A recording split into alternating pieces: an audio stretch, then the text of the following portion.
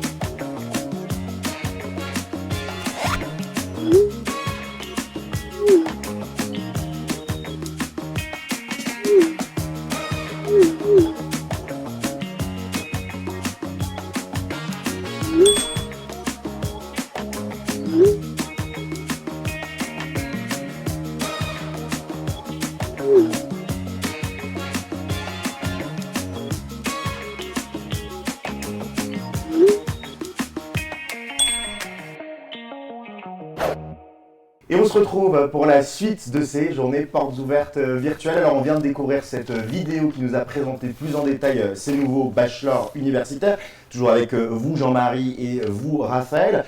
Finalement, pourquoi suivre la formation BUTTC au CFA Descartes et quels sont les atouts? Alors je vais peut-être commencer, après je laisserai la parole à mon collègue Raphaël.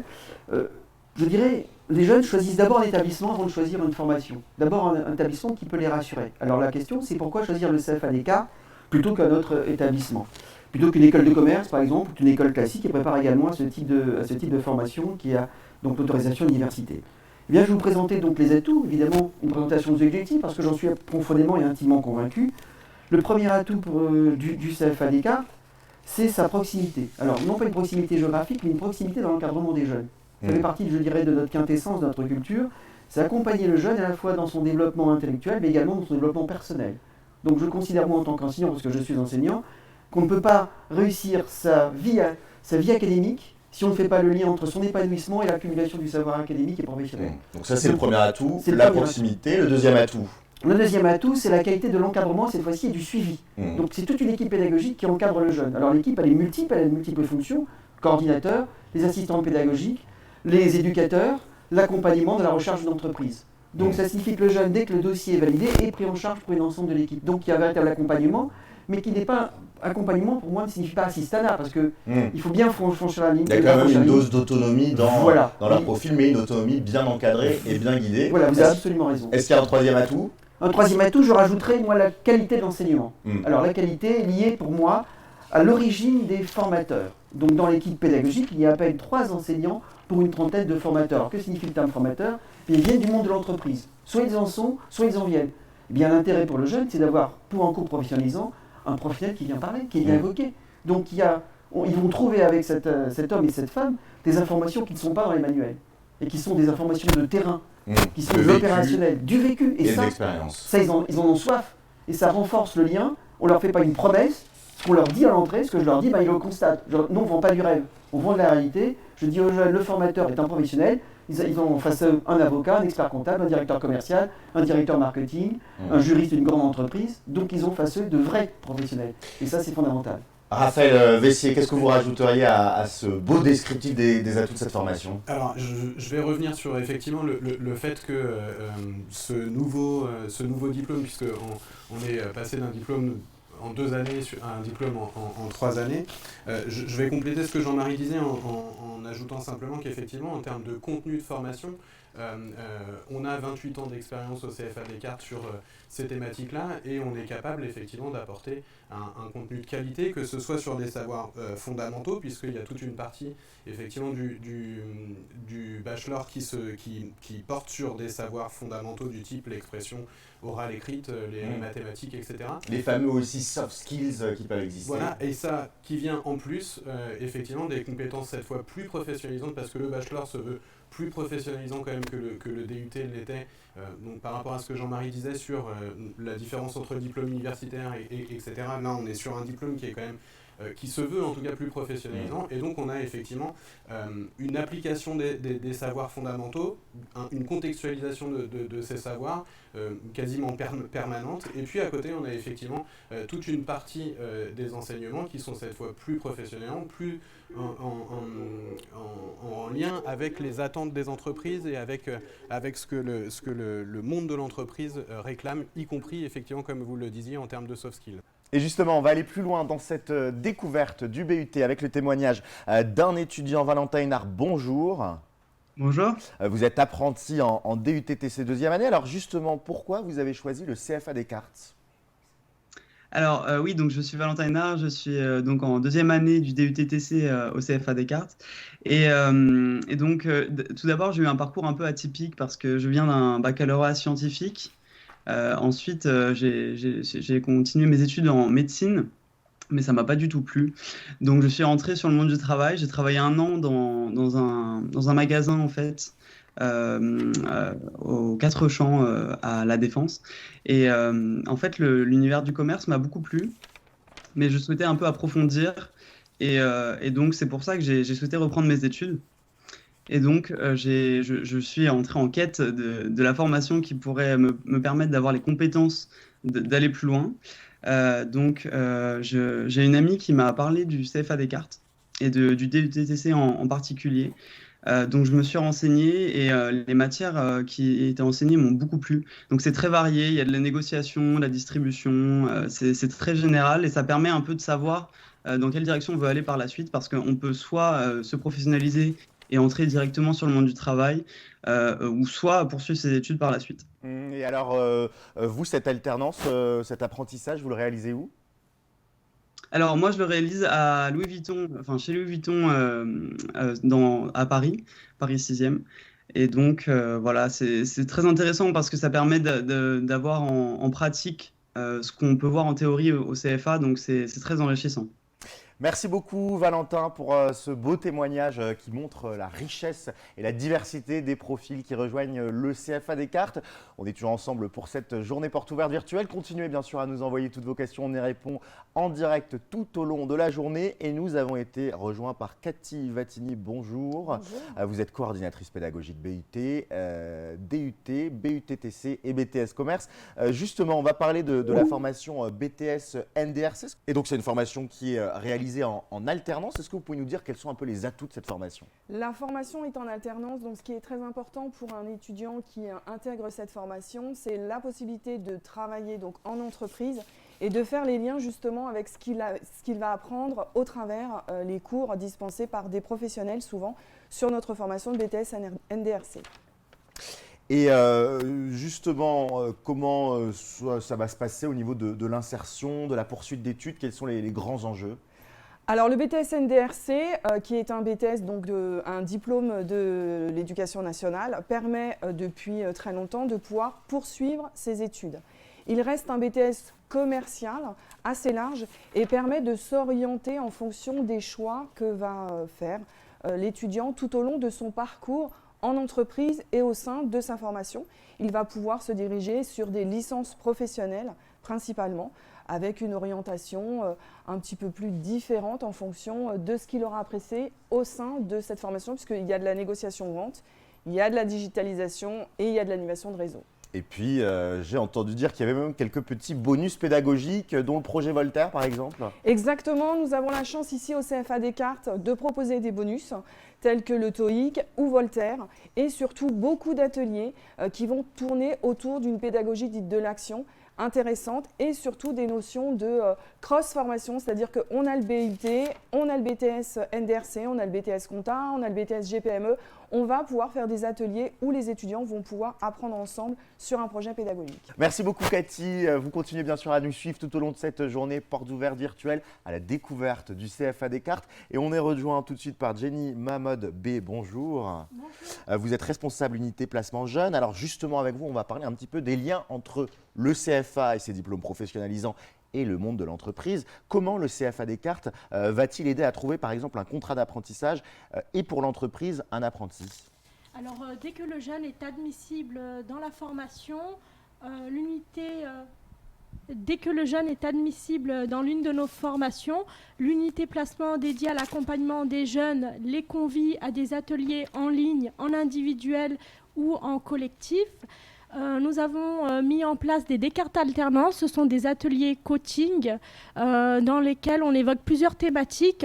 Comment décrocher son contrat d'alternance, comment réussir son CV même avec peu d'expérience, sa lettre de motivation et les différentes techniques de recherche d'entreprise. Nous les mettons également en relation avec notre réseau d'entreprises partenaires que nous développons chaque année avec notre équipe commerciale. Avec près de 28 ans d'expérience quand même. Exactement, dans ces on a un thématiques. savoir-faire de 28 ans d'expérience. On a énormément de partenaires dans la filière commerce, ce qui nous permet de les accompagner, même avec cette nouvelle formation qui est le but technique de commercialisation. Et alors, est-ce que vous pouvez nous donner justement quelques petits exemples de missions en alternance qui ont été réalisées par vos étudiants? Oui, bien sûr. Alors, sur une première année, on va retrouver des missions un peu plus générales. Donc, ça sera l'accueil, le conseil client. Ça sera la prospection téléphonique, commerciale ou la prospection physique. Il peut y avoir également l'animation commerciale, promouvoir des produits. Et puis plus particulièrement, justement, lorsque l'on va évoquer les spécialisations. Donc la première spécialisation, c'est le marketing digital, e-business et entrepreneuriat. Donc là, on va retrouver des missions, je pense, plus particulièrement en entreprise sur la mise en place d'un plan stratégie marketing web, la création d'10 projets. Par exemple, sur les missions business international, achat et vente, on pourra retrouver la négociation, la fidélisation d'un portefeuille client à l'international, le respect des procédures douanières en établissant tous les documents liés à l'achat et à la vente. Et pour finir, concernant le business développement et le management de la relation client, on pourra retrouver plus particulièrement l'analyse et les études de marché. On peut retrouver également la négociation d'un portefeuille client et son développement. Et justement, on va aller voir concrètement comment ça se passe du côté des entreprises avec le témoignage d'un maître d'apprentissage. Il va nous parler des missions qui peuvent être réalisées par les étudiants du CFA Descartes et puis de la montée en compétences. On regarde cette petite vidéo et on se retrouve juste après. Aujourd'hui, on lui a confié les tâches déjà de relancer tout ce qui peut être devis. Après, il y a aussi toute la partie prospection. Et puis aussi, actuellement, donc, on est en train de faire un petit questionnaire, je dirais, relation qualité auprès de nos clients.